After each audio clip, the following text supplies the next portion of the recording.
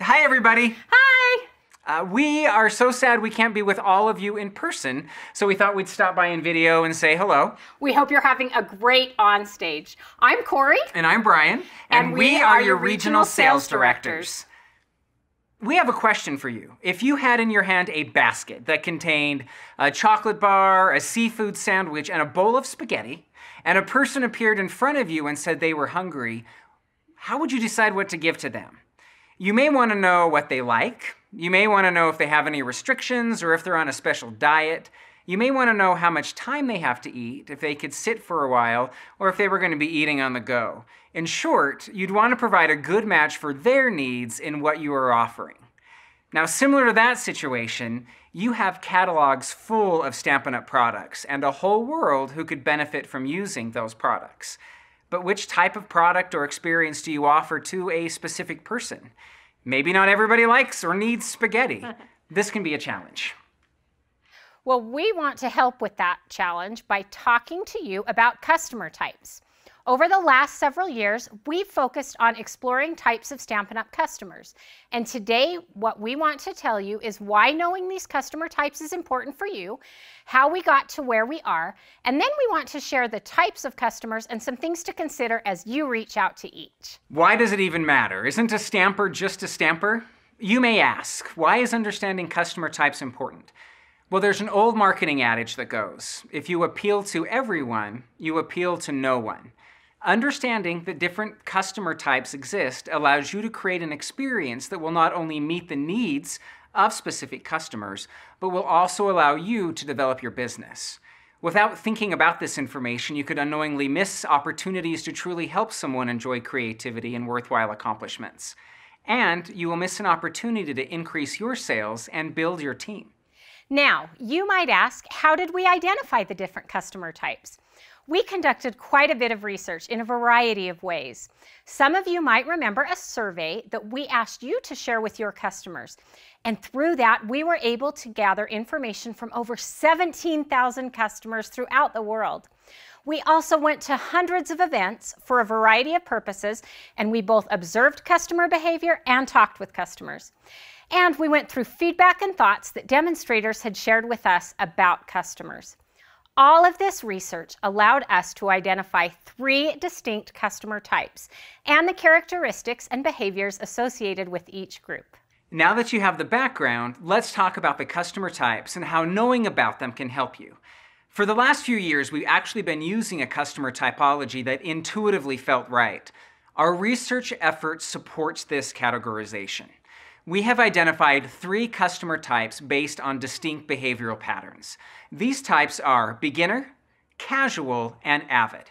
Let's talk about the beginner customer. A beginner customer is new to stamping. The good news with this is that you can be there when they first experience the magic of putting ink to paper. In fact, you can provide this magical experience to so many people. The challenge is offering an appealing event or project that will draw them to you. For the beginner customer, more so than the other customer types, seeing how and why stamping should be at least a small part of their life is essential. This comes through showing how stamping fulfills a practical need, a thank you card perhaps, a connection need, the opportunity to be with others, and a need to escape, an evening out or a stress release activity at home. A beginner customer needs help knowing where to start. This is where you play a key role. Think about making the beginner customer as comfortable as possible by giving them a launching pad, maybe a kit or a card that only uses the basics, which means avoiding things like dies and tools. A beginner customer is easily overwhelmed. Helping them have a successful experience when they are with you and when they take their product home is critical. Let me repeat. Not only to have an easy experience when you've prepared something for them at an event, but when they actually get their purchases home is really important. Because they are not yet invested in stamping, anything that feels like too much can lead them to withdraw from the experience. So even directing them to key products in the catalog removes the stress that comes from wading through dozens and even hundreds of pages. A beginner customer wants a compact, low-cost, immediate experience, a test drive. A new customer wants to feel confident before they buy. They want to try it out before they determine if they want to own it for themselves. Something as simple as note cards, a stamp set, and an ink pad could do the trick. After a few successful experiences, beginner customers typically transition into casual customers. Okay, so let's talk about the next group, casual customers. One key characteristic of a casual customer is how often they craft.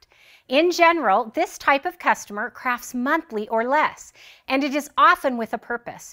They need a birthday or thank you card, or like Brian mentioned, perhaps they are just looking for a few hours away from their real life. This group prefers planned or choreographed projects. So what does that mean? They love when someone has come up with the idea and has made the experience easy for them. So these customers might be those that come to one of your events each month. Think about it. They get the creative experience, but you have done the hard stuff, coming up with the idea, prepping the supplies, and all they have to do is come and enjoy. Or the same might be true for those of you who share Stampin' Up! Primarily online. When you promote a kit or a grouping of products with a tutorial, you are providing that choreographed experience. Another key characteristic is that a casual customer tends to invest less in the hobby. So while they still purchase, they like things that are versatile and not too big of an investment. For example, a casual customer might prefer to purchase our multi-purpose liquid glue that can be used in lots of ways, rather than purchasing 3 or 4 different adhesives, each designed for a specific use. This group isn't our big shot audience either. Why? The cost of the machine is a significant investment, and then there are the ongoing costs of dies. In terms of cutting tools, punches better meet their needs. One other characteristic to be aware of, this group only occasionally uses the products that they buy. So what can you do with this information? If you have customers that you identify as more casual, consider how you might offer product suggestions that let them have a simple, choreographed experience at home, so they are using what they purchase. Now that might include sharing our kit options, or it might include suggesting some coordinating products and offering a tutorial so that they have an idea right in front of them. If they use what they purchase, they will have less guilt and will be more likely to purchase additional products. So let's move on to avid customers. I think you will see a contrast between this group and the casual customer we just talked about. The avid customer crafts daily or weekly. It really is a part of their identity. This group is also more likely to stamp outside of your organized events. So while they may come to everything that you offer, they're also stamping on their own. This group is likely to have a dedicated craft space. It might just be a small table set up in part of a room, or it could be a room itself, or some even have separate little sheds or houses outside in the backyard. It really can vary as to what it looks like. But perhaps the biggest defining characteristic is an avid customer is a collector. They buy everything. Big shot, have to have it. Product suites want all the coordinating product that goes with it. And it is less about using everything they have, they just have to have it. From a customer perspective, I would definitely fall into this group. I must admit, I might buy extra accessories to fill up the jars in my craft space just because they look good on the shelf. I have more stamps, dies, and paper than I could ever possibly use. And guess what? I don't care. I love collecting it all. One key thing we do want to share about these types. These are general rules. There are always exceptions, but the guidelines help us better meet the needs of our customers. And while a customer might fall into a specific type, it doesn't mean that they only create projects that are casual or avid. A casual customer may from time to time love to do complicated and involved projects. Or avid customers, although they collect, may like a choreographed experience and more simple stamping. Again, that's me for sure. I am absolutely casual in how I craft, but avid in how I buy.